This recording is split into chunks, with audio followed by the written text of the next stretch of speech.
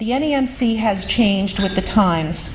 When the first center opened its doors back in January 1975, the median household income was $11,800 a year.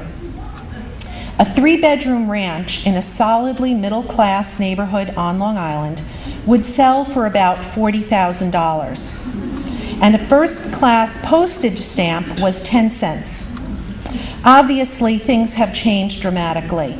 What hasn't changed as much are the stories mothers share with each other throughout the country.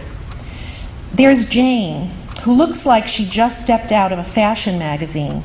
Her hair is perfectly styled, her makeup is impeccable, yet she goes home and cries because her mother passed away last year and never got to see her first grandchild.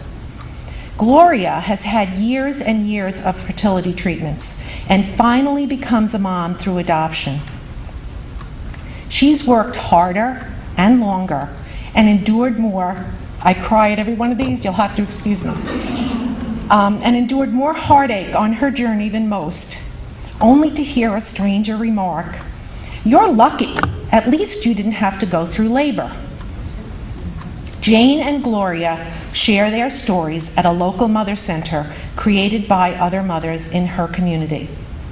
Samantha is struggling to stay on top of her clients' demands while visiting the hospital daily to be with her baby, who faces weeks and weeks of medical interventions for a liver condition.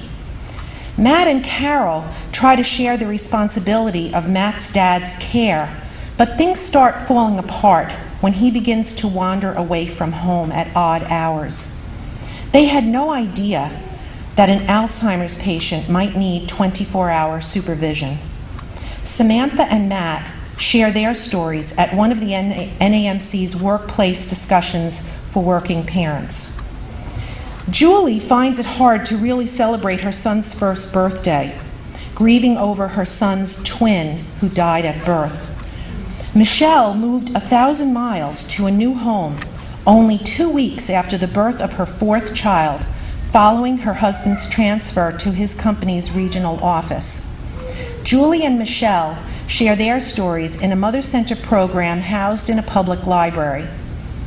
Bill's wife Nancy is hardly ever home to enjoy or help with their 6-month-old son because she's working long hours trying to make up for the salary that she lost while home on maternity leave, money they owe on their credit card bills. Mabel is bringing up another generation in her family, having had to take over parental rights for her 3 grandchildren, following her daughter's mental breakdown after a divorce that left her and her children homeless and impoverished. Bill and Mabel share their story via email to the Mothers Initiative. Eva suffered from postpartum depression 3 years ago, and although she's recovered and doing very well, her daughter Emily is affected by the neighbors who are still fearful to let their children play at their home. Denise was told she couldn't possibly have postpartum depression since her symptoms didn't appear until her son was 6 months old. To make matters worse, she was prescribed a medication for anxiety that actually worsened her depression, extending her recovery time unnecessarily.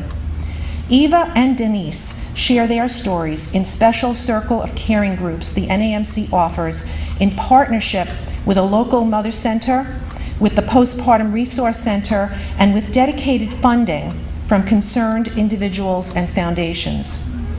In many ways, the stories have endured, but the issues have changed. Financial pressures have increased. More families need both adults in the workforce to make ends meet. Women have greater access to the education and the careers they desire, but the workplace and public policies have not changed sufficiently to reflect or support the often competing goals of raising a family and earning a living. Parenting is fraught with new concerns as we worry about the safety of our children when they're sitting in the comfort of their bedrooms, mesmerized by a computer screen that may mask the intentions of a predator.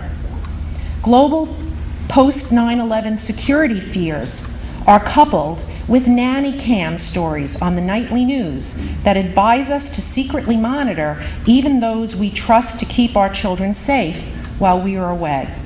Is it any wonder that parents report increased levels of stress and anxiety? The Mother Center role is clear. They continue to offer support, a safe, welcoming environment, an opportunity to listen and be listened to, a place to share what we know and to learn from others. The NAMC's role is to look at the trends, assess the challenges, and reach out to more mothers and fathers.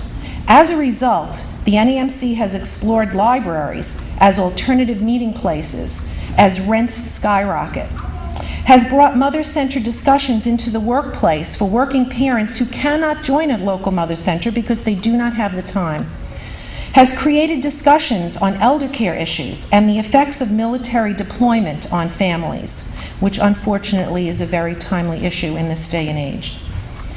Our core principles of positive and respectful communication inform the kinds of discussions that take place within our network of programs.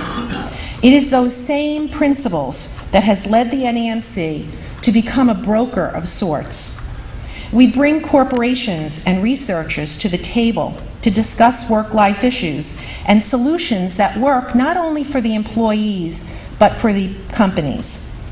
We'll be offering our 14th annual Work-Life Conference later this year for that exact purpose.